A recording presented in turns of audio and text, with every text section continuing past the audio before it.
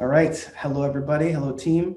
My name is Andrew Kumar. I am the Director of Platform Strategy here at Contentful. I'm joined today by Dennis and Lars, Dennis from Konabos and Lars from Uniform. We're going to talk about a bunch of different and variety of topics today. And before I jump in there, I'm going to get intros across the board. I also did want to do a little bit of a promo here that we see. We are going to have our Blueprints event on April 8th in North America and April 15th in Europe. Please learn more at contentful.com/blueprints2021. Before I jump into topics, I'd like to pass the ball to Dennis to do a brief intro. Yeah, thanks, Andrew. I'm Dennis Augustine. I am a partner at Konabos, and my career in this position, I'm a strategist and a CX architect, as I like to say.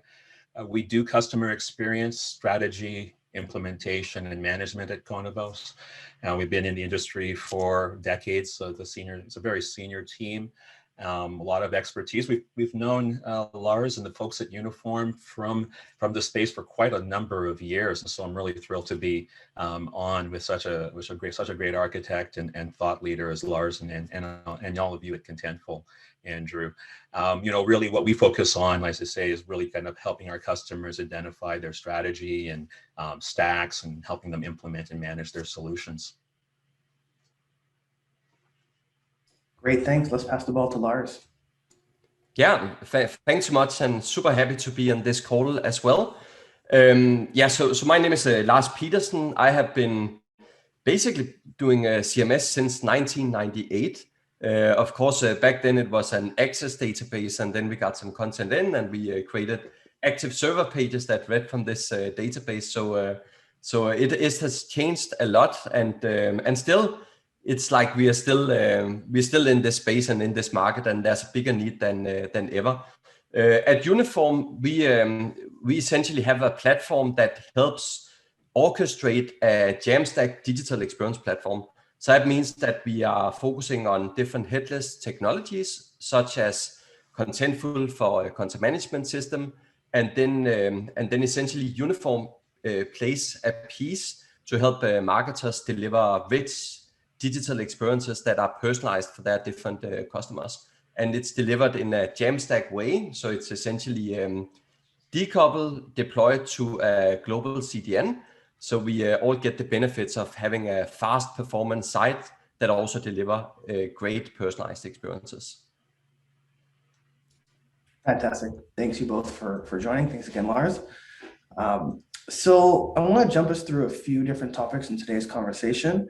Specifically around values and KPIs, use cases and roadmap, N-tier decoupled application architecture, the best-in-class technology stack, and capabilities and change management. From a purpose of flow, I will prompt and provide a bit of information about the topic, and then I'll pass the ball to Dennis and Lars respectively so that they can provide their expertise in these areas. Ready to go? Absolutely. All right. So first off, let's talk about values and KPIs. So I'm a former customer. I'm a former customer of many, also a former consultant. And I found that in my experience, having the ability to tie these investments in content platforms back to business outcomes, business objectives, to really bring the conversation and reinforce the importance of content being that DNA of digital was really, really important. And I want to understand in your words, how Contentful, how Konabos, how Uniform, how collectively we can help our customers with speed, flexibility, extensibility, scale, reliability, and really help them maximize their ROI and achieve success in the future in digital. I'll pass the ball to Dennis first to kick us off. Yeah, sure. I think let's first of all talk about, a little bit about where I fit into that in Konabos. So on our end, you guys deliver really great technology for us to work with. Our customers come to us, I think, for, I'd say, wisdom, which to me is experience plus knowledge, how you apply those things together, the capability to help them implement when they're a little bit short on those things, and some confidence. And I think that's one of the things that we get in spades from both of you as partners as well, is that there's a wealth of experience to draw from, both at Uniform and Contentful, and I see that there's a willingness to share that knowledge with us so that we can leverage that better for our customers.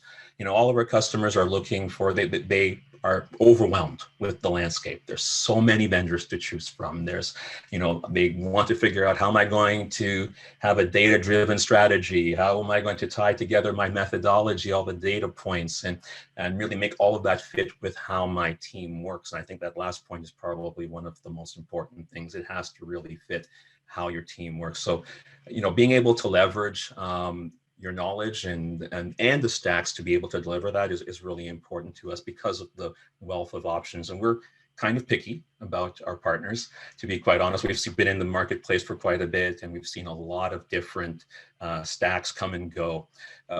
We really add that value by listening to their customers. I think listening is foremost. Watching the marketplace, which I know that both of you have done a lot of in your space, and really staying ahead of the curve there, so that we can really then learn from you, develop that expertise, and earn our customers' trust, and collaborate with both you and our customers to deliver against that. As we work with our partners, both Uniform and Contentful, we like to advocate for the customer and the solution, of course. So I think really just the flexibility and the listening ear and the willingness to share that I get from both of you has been really helpful in us meeting those customer needs, for sure. I hope I've kind of touched on what you need for the value propositions there. Awesome. Yeah. Thanks, Dennis. Lars, let's pass the ball to you. What would you add, change, modify, rebut? Yeah, so if I look at it from a value and what is the value proposition that we deliver on, we work mostly with enterprise customers, and for enterprise customers, one of the goals, holy grails in the past 10 years has been, let's deliver great personalized experiences for our customers.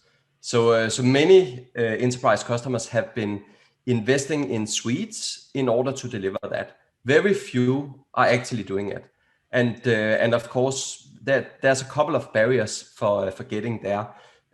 One is that when you invest in a suite, it's not really everything that is robust and is giving you everything you need as an enterprise customer. That's where best of breed wins. That's where having robust technologies in place, like Contentful as the content management system, and then you have different technologies that essentially are best of breed in each of their different categories. So if we look at that holy grail for marketers and why they haven't been able to deliver it, they haven't because they have to go through a sequence. So that means that getting the site live has been step number one. Getting to personalization has been step number two. And too often that becomes the magical phase that never happens, because you're either burned out of budget, you haven't set up the things in the right sequence order, so all the pieces are set together correctly. And that means that getting started with personalization is even more a bigger piece to tackle than actually getting a best of breed technology in. So the value we are delivering is twofold. One, we help marketers and enterprise organizations finally realize this journey towards creating rich personalized experiences for their customers. But more importantly, we also do it by connecting the teams of IT and marketing, because that's like this never-ending pendulum that is swinging from IT to marketing, back to IT, back to marketing, and it goes through these different years, and then IT has the ball and marketing has the ball, right? So if you really look at it, a marketing department have been buying the suites because they get a suite of different marketing capabilities that IT can live with. Now we are in a place where IT can't live with a suite anymore, because they need to deliver fast loading sites, because Google will rank your pages based on how fast your site loads. So a suite is not fast in loading site, because they need to render all the different pages at runtime when the visitors actually arrive. So IT is looking towards more Jamstack capabilities. Pure Jamstack, you're missing out on the marketing capabilities. That's one of the pieces that Uniform brings to the picture. So now IT is satisfied by being able to deliver fast performing site. They can sleep at night because the site won't crash and they get a call in the middle of the night. Plus marketing can actually start delivering personalization.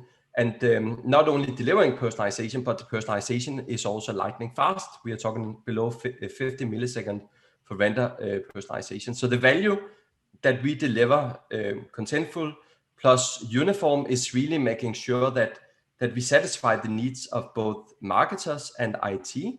And then with a partner like Konabos, that there's also guiding for those enterprises that are going this way. This is how you get started. Here's what you should do in what sequence, and essentially help put together the choices for the companies for best of breed. Absolutely. I want to be in Lars's amen corner on that, because he said something that I just love, which he mentioned, the mythical phase 2. You know, it's a phase 2 that just never happened. So we just need to get the site built. We'll deal with our personalization and how we're going to tackle that in phase 2. And I think that's the wrong mentality. It's a mentality that says that personalization is a project. And it's not a project, it's an operational activity. Just like there's no content management phase in your strategy, right? So you got to start out with, and this is where, I said we like to focus on that strategy first and really build the strategy, the data, the analytics, the approach that fits that. And that has to include how will we distribute our content globally at scale. You need content to be able to personalize. You can't personalize without having a large amount of content for all of the different personas and then be able to push that out. You cannot personalize and do all those things if you don't build it into your approach on day one. So that's the first things I want to encourage everybody out there to rejig how they're thinking about personalization. It's not a phase. It's how you architect your solution correctly from the beginning. And I think to that point too, there's a couple parallel phases that happen in every project. There's a build of, the technical solution, but there's also a build of the approach and the people that has to go hand in hand with that in order to help to make the customer successful. And I think that that's where we will come in and to really help the customers realize that, so that we're talking to Lars and to you at Contentful about how do we then implement that omni-channel personalized strategy right from the beginning. This is great, and this does segue into our next topic. A former colleague of mine, he always told me repeatedly, content is the DNA of digital. And Dennis, I think you touched on that, right? Like building the personalization mechanism, leveraging tools like Contentful and Uniform is pretty quick and a really good way to invest. Building the content and all the variations of content for all of these segments, that's some work. There's some investment there. So you want to be able to leverage that investment across many channels, across many customer experiences, and get the most ROI on that content investment. Now, this brings us to the second topic and the second theme around being omnichannel, identifying use cases, and building the roadmap. Now, in this year, we have a pretty strong focus on supporting our customers in agile commerce use cases where we're bringing in product information into Contentful and then allowing merchandisers to build really great custom, bespoke, value add experiences to support commerce initiatives across channels. Similarly for knowledge bases and case deflection and customer care initiatives, and global marketing and localization, and really tailoring content, information, and education to our customers. So it's really important. I get very tactical very fast. I always think, okay, what's the use case? What's the ROI? How do we build and support that? So I'm going to pass the ball to Dennis. And my question to you is, given Contentful, Konabos, Uniform, what do you do in your practice to help customers identify those use cases and prioritize and build their roadmap? We're relentless with asking why. What's the point of the exercise? there's always a desired outcome. Oftentimes we get bogged down in the implementation and the details. Is it going to be a rotator or drop down? Is it this or that implementation? We start designing the solution before we stop and to pause and ask, what is the point of the exercise? And if we're asking, what's the point of the exercise? It's to reach a customer. Well, which customer? Sometimes it's many different customers across many different sorts of personas, across many different geographies. And so if we stop for a moment and just keep asking what's the point of what you're doing, then you'll really focus on strategy.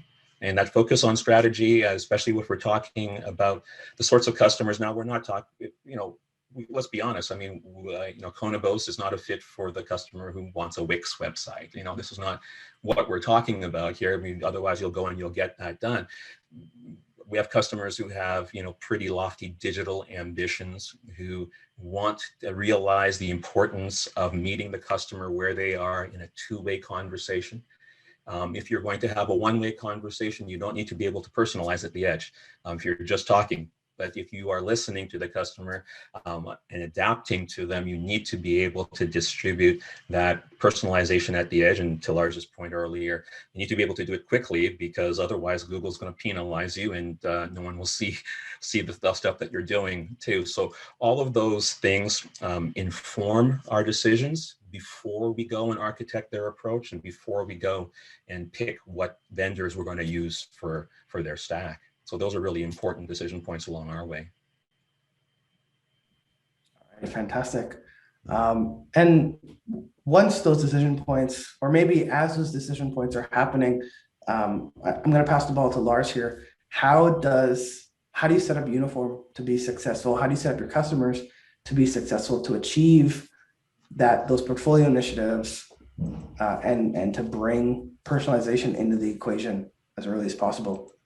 Yeah, great question. We do that with a focus on technology plus process, and they have to go hand in hand, because if we just give them the technology, then how do we actually use it to personalize experiences?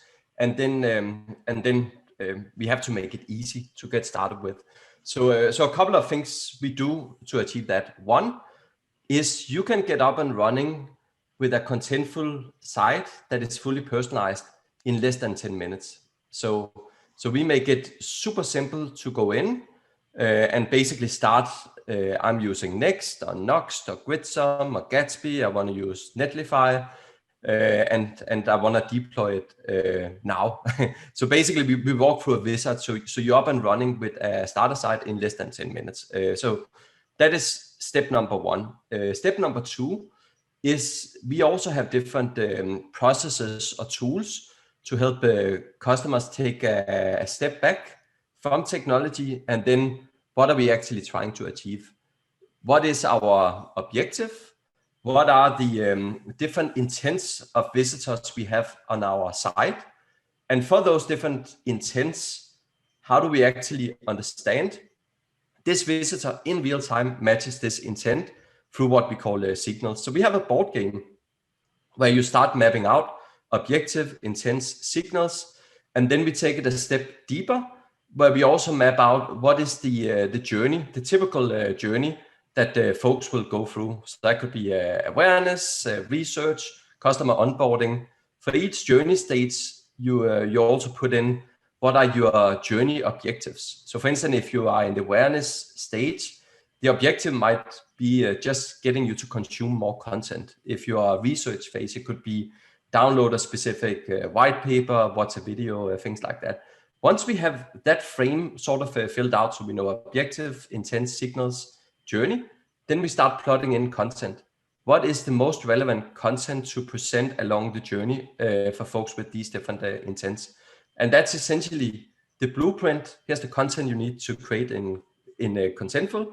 Here's the intent signals you need to create in Uniform, and then you're able to personalize very, very quickly. So that's step number two we're doing. Step number three is also really helping those different enterprise organizations understand and guide them to how they can better connect the different best of breed technologies.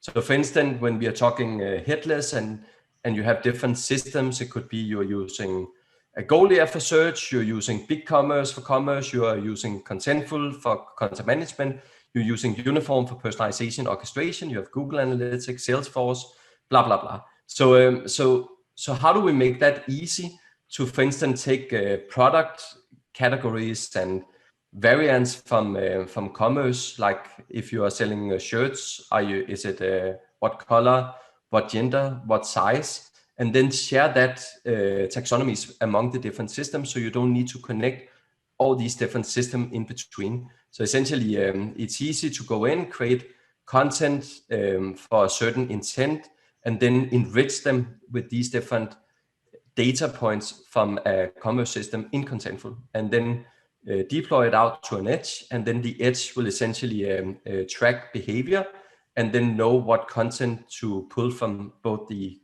content management system, but also in terms of products from the commerce system. So really starting to guide the more advanced enterprises towards creating that best of breed stack that is on steroids when it comes to performance and customer experiences. I want to shout out you're getting started in 10 minutes. I mean, as an implementer, that's something that we appreciate so much, that we're getting a lot of guidance from Uniform, from Contentful, about how we can start going quickly. I know Lars, we've been working in like the monolith space for quite a while, and it is months before you see your homepage. You don't get any, so it's really great that, especially when we're talking about all of those different options, to be able to understand, have partners who have pre-built integrations and who will give you guidance as to how to put these things together. As a implementer, it really equips me, in things like the game, Lars, that really equipped me to also work with my customer on strategy. It's, I guess this is also not just for the end customer who's listening, but also potential partners who are looking at, for others who will help enable what they're able to deliver to their customers. I think that the tools that you guys provide us is invaluable. It becomes more actionable, right? Because if you are having a conversation with a larger group, and it can be partner, vendors, and the customer, and then you start talking about personalization, the conception about what is personalization means different things for different stakeholders, and some are all focused on it's all AI, we don't have to touch it, it's magic, and others trying to get a grasp about what is it. So having a frame that essentially get every stakeholder to be in the same position, and then starting to put down the different pieces is a really good starting point, because they will also learn more about what is our objective actually as an organization, because very few organizations can give you a clear answer. If you went into 5 different stakeholders and asked them the same question in terms of what are you trying to achieve, what is the strategic objective on your website, you probably get 3 to 4 different answers there. But getting them together and start drafting this out is a huge win for everyone. So Lars, I'm going to ask you to share that board game, if we could include that for our audience as we share this material out. I think that would be very, very valuable. All right, fantastic. So Lars, you touched on a few things that lead into our next kind of topic here. You talked about Next, you talked about Nuxt, you talked about these kind of modern technology stacks that enable enterprise customers to build value fast. Dennis, you touched on months in these monoliths to get to a homepage, and in the new stack, in the new world, using these modern technologies, your minutes, right? From months to minutes. That is pretty key. An underlying foundation is kind of this notion of end-tier application architecture, or a backend for front end, specifically where you reference Next and Nuxt. A lot of good principles there. This is where I want to spend some time and focus, right? Like our customers, especially in the enterprise type of environment, they tend to be more administration oriented and more management oriented, and haven't quite made the leap, where what we're talking about here is very much a builder's ethos, right? It's a builder's momentum. So I'm going to start with Dennis. I'm going to ask you to talk about what Konabos is doing and how you guys are lightning fast from a technology perspective, but also from a mindset shift as you are working with your customers and helping them grasp this notion that we have to build some intellectual property. We have to build a back end for front end to be able to achieve these outcomes. How does that go with your customers? So if I'm understanding the question right, it's about how do I guide them through the importance of building that back end to support their strategic objectives, right? And, I think we try not to start that from the bottom up, from the technology up, but started, from the objectives, breaking it down. Then the technical choices become a lot clearer to us. A lot of those things that you mentioned, and Lars mentioned that some people present things like they're magic. Well, I got to tell you, the first time I saw personalization at the edge and how fast things were, I thought like it is like magic in terms of the speed and how quickly I could get going. But once we were able to wrap our heads around, just how neat and modular the approaches are right now, and it's a whole mindset shift for somebody like me who spent 13 plus years in very complex monolith spaces, whether it be WCMS or CRM systems or ERPs and so forth. It's a big mindset shift to understand that these are, we're now coming back, I guess, a little bit to some of the original stuff and getting a lot more lightweight in the pieces that we're using. That, of course, has benefits in terms of being able to line up, from my perspective, the capabilities of the system against the capabilities of the business that we want to have. Recently we heard Gartner talk about packaged business capabilities, and I think that's something that, as an architect, we kind of think about, what's the system doing over here and what's that capability and what are the endpoints and touch points with the different systems. So I'm in the presence of engineering and architecture greatness, so I'm not going to steal that thunder, and I'll let Lars kind of speak more about some of the technical approaches. But from our standpoint, it's nice to have partners who are moving in that direction and staying true to that, rather than just trying to grow out what they do, but staying really tight on the capabilities that they deliver. So it's very clear for me to understand what each part of the system does. I know that Contentful is one of the best enterprise scalable content platforms that I can put at the heart of my content strategy. I know that I can trust Lars and his team to stay on top of what I need to do from a personalization perspective, and also give me great ideas for what I can do tomorrow, which is really helpful because, you can't have all the great ideas yourself. But I also know that I can trust both of you to really focus on the technology to keep up with how the architecture is changing over time as well. So, yeah, I think that's how you guys really and help us with some of the stuff. And I think I'll let Lars explain a little bit more about magic behind the scenes and things like that. But yeah, thanks for the question, Andrew. It's a really, really good topic. And really, if you think about what has happened the last 20 years for enterprises, they tend to re-platform every 4th-5th year, right? So they spend a year or two on actually going live, and then a couple of years later they get rid of it and build something new. And end of the day, what they really get is a better looking website, but the pieces behind is not really delivering more value for the organization. It has been like that for forever. So every 5 years you essentially start all over. So what really is changing, there's a couple of things. One, COVID happened, unfortunately, but I think because of COVID happened, many enterprises realized that how slow they're actually moving digitally. We need to create a new hero. We need to do this. We need to add this component to our site. That's great. It takes 30 days. It takes 60 days, and that's not fast enough. That's one of the benefits you get with having like a good composable stack, having headless systems in place like Contentful, that you can move much faster. It shouldn't be that many days. It should be next day or 2 days after you're live with something. So this notion of having a composable architecture where you are not re-platforming every 5 years. You're essentially changing bits and pieces in the stack, the composable parts. You might have content management in the next 10 years, but then you shift. You can be using Next. It could be that you have a big brand in France and they want to use Noxt, or you have somebody in UK who want to use Gridsum. Perfect. That are the composable architecture. You're not locked in.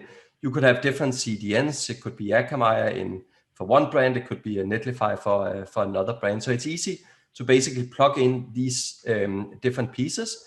And as you plug in different pieces, you also make your digital experience platform, it's a composable digital experience platform, much stronger.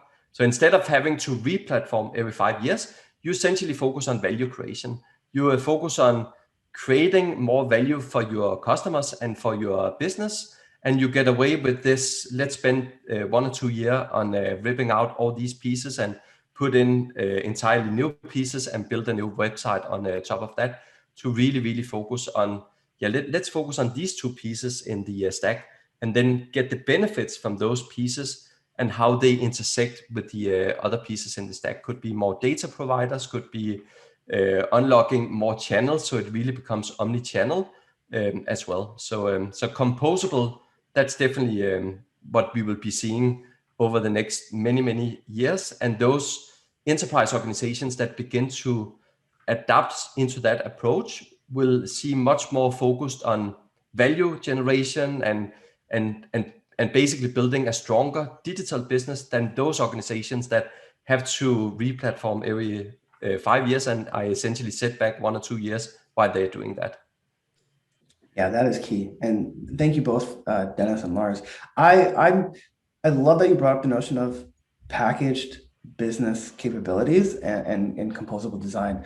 It reminds me of like kind of old school domain-driven development type of practices, or even if we borrow from the API ecosystem and the whole notion of microservices, like there's a lot of parallels, and there are a lot of really smart people thinking about these kinds of challenges. It's happening in the data space as well. I'm biased, like I'm a former customer and consultant of Contentful, and a lot of my experience has been leveraging multi-space deployments and this notion of multiple spaces, each space being its own kind of topic and having its own function, its own API, its own segregation and separation of concerns. Each space can effectively become a powerhouse for a packaged business capability. So I'm really looking forward to kind of how our ecosystem matures around this concept around composability. And I'm looking forward to connecting with you guys in about a month's time to really go deep on composable experiences. So yeah, really good. Yeah, and a lot of positive things have happened in that area, right? If we go back 2 years, it was still pretty new for many enterprises, but now we have seen more and more of the more mature enterprise is moving in this direction. We're also seeing Gartner beginning to talk about the composable architectures, composable digital experience platforms. And there's even this alliance that has started over the past 8 months, MAC Alliance, which is microservices, APIs, cloud and headless, which both the Contentful and Uniform is members of that alliance to really focus and advocate for this architecture for enterprises. So there's definitely a lot of more awareness, and as the first enterprise case studies begin to unfold, and they can show cost savings, great performance, higher return on investment, more conversions, etc. More and more are following that pattern. And quicker ability to iterate, quicker ability. You mentioned COVID is making people pivot and accelerate their digital timeframes a lot more. So being able to package that up and deal with this is going to give you a bit better ability to iterate and much faster. And I got to say, it also preserves goodwill and people's energy, because dealing with these 5, 6, 8, 10 year-long projects, it's exhausting. But if you're able to deal with this package or this capability and see results in weeks or a few days or weeks, then that is fueling. It's easier to ask for more budget for the next thing that you want to do when you've shown results in a short time frame with the thing that you're doing now.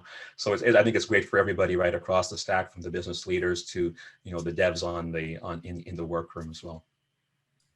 All right, I'm glad you brought up kind of the Mock Alliance and what's happening there. So because this is a segue into our next topic around what does that best-in-class technology stack collection of tools and platforms look like. Obviously, I'm biased. I'm at Contentful. I think we hit that content layer very, very strong. But I recognize, this isn't a zero-sum market. There's going to be an explosion of digital experiences and digital touchpoints and demand for ourselves, our competitors, and everyone in the market. So as brands, as our customers, as organizations want to do what's best for their customers. So this presents a pretty key and pivotal opportunity for organizations and our customers to really pick up that best-in-class technology stack and set themselves up in a future-proof manner. I used to work at a telco, and we always talked about the amount of devices that a customer can potentially pick up. And there was a year where Amazon was putting out 4 or 5 different types of Alexa devices, some with screen, some without screen, different form factors. The ways that a customer can engage with a brand, with an organization is growing. So I think having that future-proofing, best-in-class technology comes in pretty key. On our side, we've built up this app framework, and it's quite powerful. The API ecosystem and all the API tooling that comes out of the box, GraphQL. I'm also seeing a lot of demand for integrations with CDPs, with digital asset management, to bring together data and content. So there's a lot to talk about here. I'm going to pass the ball to Lars to kick us off with your point of view on what's happening and in innovation in this ecosystem. Yeah, happy to kick that ball off. I think one of the points here is also that everyone is talking about connecting the different systems, and it's being composable, but typically the glue is missing. So that's really what we have a focus on in Uniform. So you can actually glue all these different technologies together, and then you can use it to create relevant, personalized experiences. When we look at the digital experience platform, or the stack, and the different categories in that stack, we call it a Jamstack digital experience platform. And the reason why we call it a Jamstack digital experience platform is Jamstack is superior when it comes to performance and using CDNs and edge workers and all of that. So essentially in that blueprint, there's 4 different layers. You have the interaction delivery services that is on top. That is where your site or app is essentially hosted. And that consists of a couple of categories. You have CDN, you have a build, you have APIs. So you can use client-side APIs or search, etc. there. Then you have the layer below. It's really the presentation layer. So at the presentation layer, that's where you find static site generators. You have front-end frameworks, design dev tools, etc. So of course, if you think about Jamstack, that's the top layer. It also goes down into static site generators. It could be Next, Gatsby, Nox, Gridsum, and so forth. And then the layer below, that is really the experience management layer. So that's the 3rd level. And in that layer, that's where you have content management, because content is key for any experience across any channel. You need content, and of course, content can be shown in different formats according to the channels, but you also need personalization. You also need information about different intents that can be served in real time. You also need plugins to more content marketing, so more tapping into different social networks, etc., to get it marketed.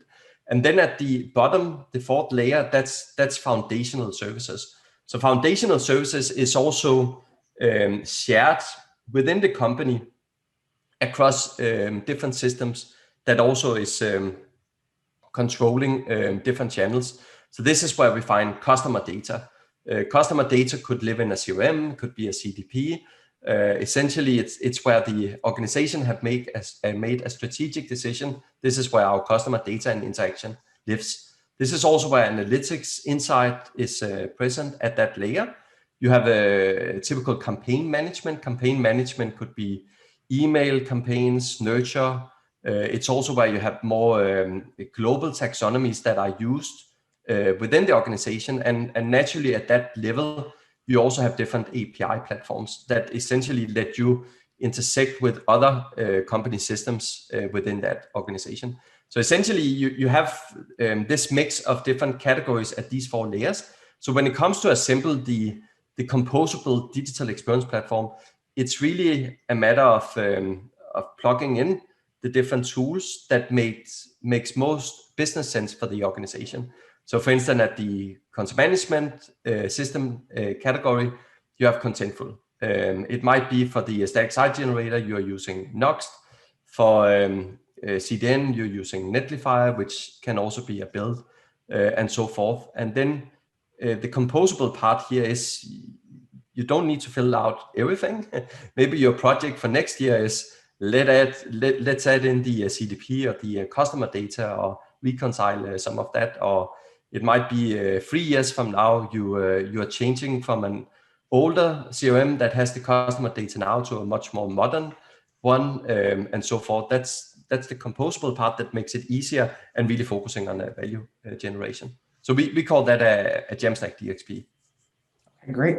So the question I have for Dennis is, when you're working with customers, how does Konabos how do you help your customers kind of identify the best technology, the best stack, what's going to fit? Because Lars did a great explanation of all the layers and all the options, but someone's gotta make this streamlined and real. Someone's got to put it together. That's right. Exactly. Yeah. So I am the kid at Christmas with the deluxe Lego set. Thanks to all of the things. I mean, if you go to buildyourdxp.com, you'll see that I have everything I need to build something wonderful or horrible. And I think that's something that we got to underscore right here, because the tools themselves are no magic bullet. If you give a 4-year-old the deluxe Lego set, they will build a monstrosity. If you give somebody who's creative and seen a lot and has some skills the deluxe Lego set, they'll build you something that's just amazing.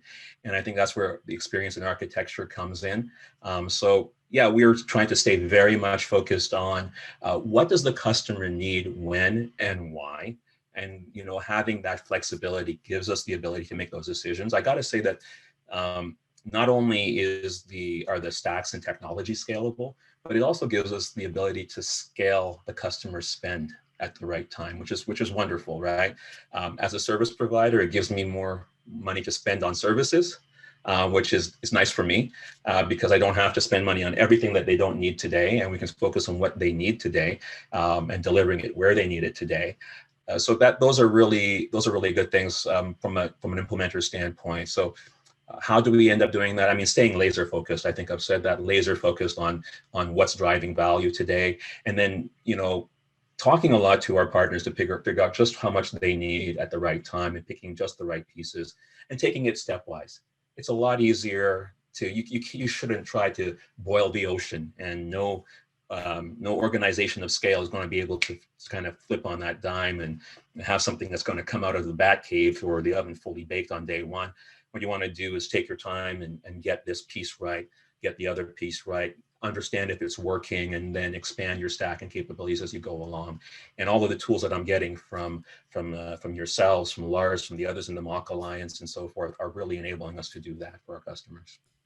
Yeah, I think that's key. I think you touched on not boiling the ocean at once, being agile, iterative, picking up the tools as you need them, and reallocating budget, like you said, in a service capacity, but really to maximize ROI on those investments, to deploy initiatives that, improve cart starts or improve conversion or improve case deflection, have a lot of impact on our customers' businesses. So that brings us into our final topic.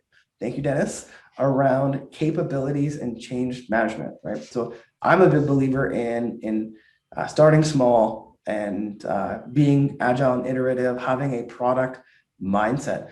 I'm also a big believer in enablement. I believe like we have a learning services team. I feel like they're a bit of a secret weapon. Like they can help train up and scale up a lot of our customers and a lot of partners in a very fast manner so that they can own their own destiny and deploy and succeed effectively. So I want to pass the ball first to Lars, talk about how you approach agile and enablement and learning, and then we'll go to Dennis to kind of close us off on how to set up an A/B testing, a practice, and the types of services you provide your customers in that realm. Yeah, we have, for instance, we invest a lot in content. We invest in customer success, and customer success both works with our customers, but also with our partners. It's critical that we help them, again, going back to the process side of it, to really get started. And content can be, and of course, content and customer success goes hand in hand, right? So for instance, it can be here's top 5 personalization tactics that can be used if you're not doing personalization, and then really having that conversation with the customer about what do they do. If they do a lot of marketing campaigns to get visits to the website, that's probably one of the first areas to look into. And then we have 2 different tactics there. If they are more B2B organization, they have different products, industry that they serve, then the real-time behavior is another super strong tactic there. So it's getting the right tactics in front of them, and then having the right folks to really support them on that journey and make sure that they get some value, and they understand that it's okay to launch something that might fail miserable, but as long as they do it, they also begin to understand what is working, what is not working. And as soon as you begin to get on that path to understand, oh, this was bad, okay, let's do this instead, and oh, this actually start looking really, really good, let's do more of that and scale that.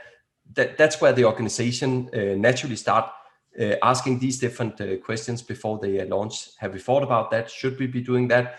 If we are spending 100 million on a Super Bowl campaign with this theme, shouldn't we also hook into that for data, personalization, things like that? So it's really making sure it's accessible to customers and partners, and we also help them show the path the first way, and get them excited about how to do this.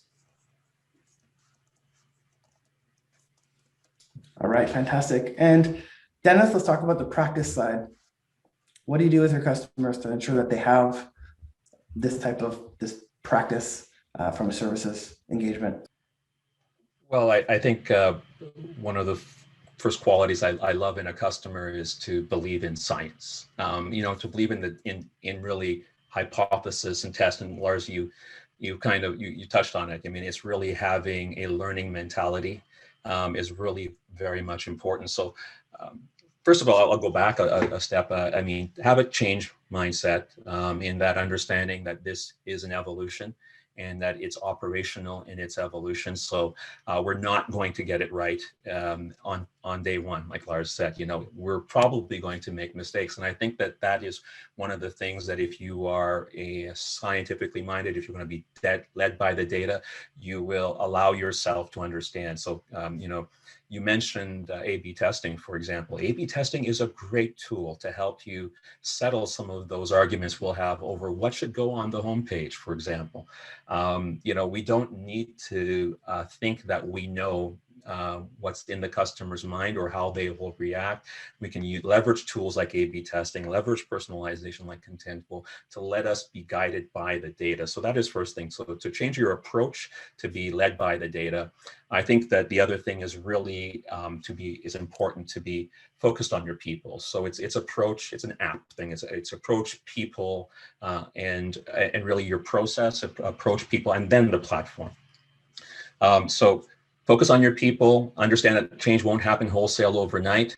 One of the things that we love, over at Konabos is to share that knowledge with our customers, with the community as well. So you really have to invest in bringing along the processes and the people and their skill set and knowledge iteratively over time to really match up against the capabilities that you want to have. So that's what we're really focusing on, and the resources that we are provided with wonderful partners like you makes it a lot easier. So I've really enjoyed this conversation so far, and I just hope that everybody out there kind of gets that much more, kind of bring it down a level, think about why you're doing it, get a little bit more modular in your capability thinking, and then in how you iterate over time to achieve that. It's going to be kinder on your pocketbook, and it's going to be kinder on your staff, and certainly a lot more conversational with your customers as well. And just one comment to add here. In terms of change management, it's also super important that we evaluate what are the processes we have done for the past 5-10 years, and then we start breaking up with some of them. So for instance, if we look at content in a large organization and how content is created, it could be it takes a month getting content for a new hero out.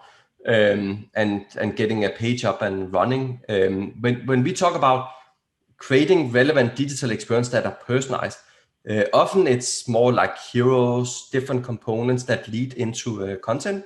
And there's a bigger need to move faster on those. They can't wait a month. If there's a certain pattern in data, we need to be able to change it. So the change management is also empowering the teams to have some dedicated resources to help move faster, and also breaking up with this is how we used to do it.